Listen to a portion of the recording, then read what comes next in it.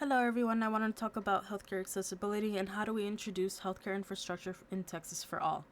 And I also wanted to expand on Medicaid eligibility and invest in telehealth infrastructure and create incentives for healthcare providers to work in undeserved areas such as Wimberley, Gruen, Port Aransas, just off the top of my head, Grapevine.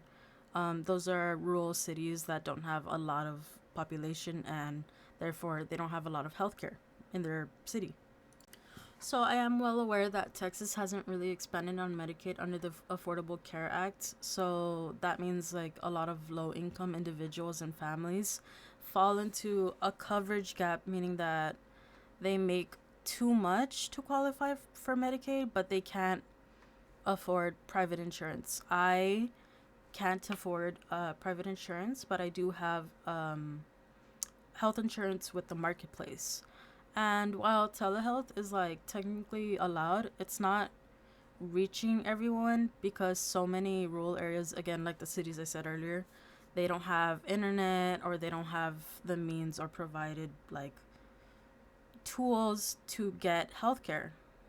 For example, our city, it kind of lacks in some certain areas. I know OBGYNs are kind of scarce, I guess you could say, in Laredo, and mental health for sure. It's extremely scarce in Laredo. So sometimes people have to seek help out of state, or sorry, no, not out of state, out of city, um, to get help. So it's clear that there's a framework we could follow, but we haven't really fully embraced it.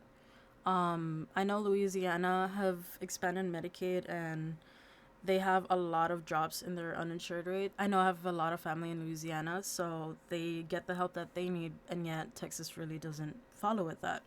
So, pretty much, you're probably asking who's affected by this, and it's everyone in some way and in some degree, but it's mostly for low income families and, again, that live in rural areas and senior citizens that struggle to get to the doctor's office.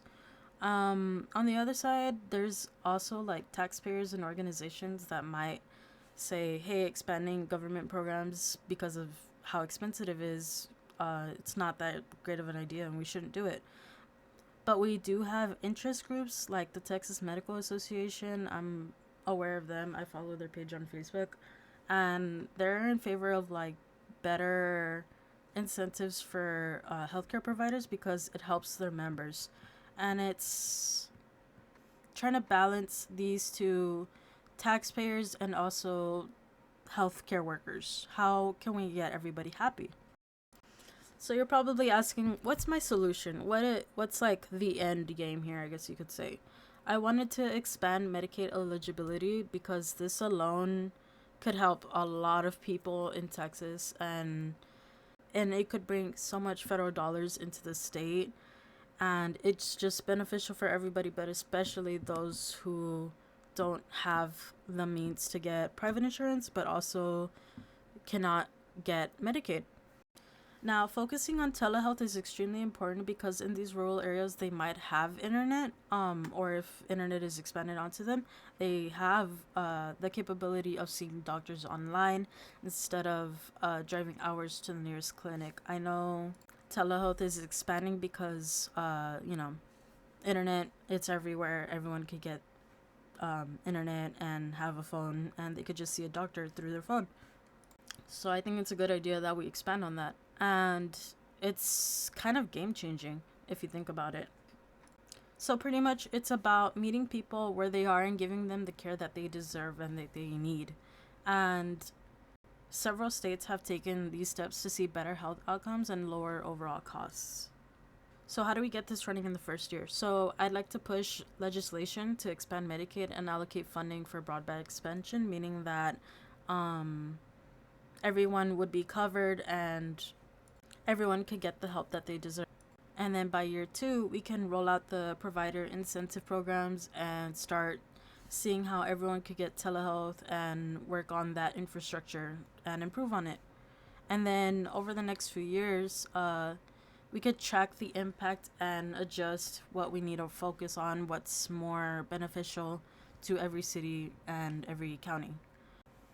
So agencies like the Texas Health and Human Services Commission would oversee all of these efforts, and they'd pay close attention to local governments and healthcare providers and see, hey, we actually are making a difference. And the effects of this could be huge, but in the short term, we'd see fewer people relying on emergency rooms for basic care.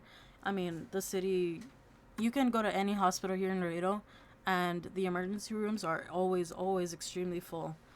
Um, and if you have people having basic care accessible to them, it would drive down the cost for everybody. So, catching issues early on before they become serious, and people can just have regular checkups before, hey, like you go to the doctor and you find out, you need immediate surgery and it's just expensive, like, and it's fast. Rather than having periodic checkups and then seeing, hey, this is something that could be serious, but we could catch it early on. This is more so about creating a sustainable future where everyone has a fair shot at staying healthy and maintaining that.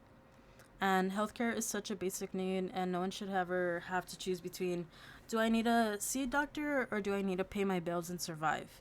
So I hope with this proposal that and these ideas that I brought to the table, we could take real steps towards fixing this. I am excited about the possibilities, and I hope this inspires more conversations about what we can do and how we can make healthcare accessible to everybody. Thank you.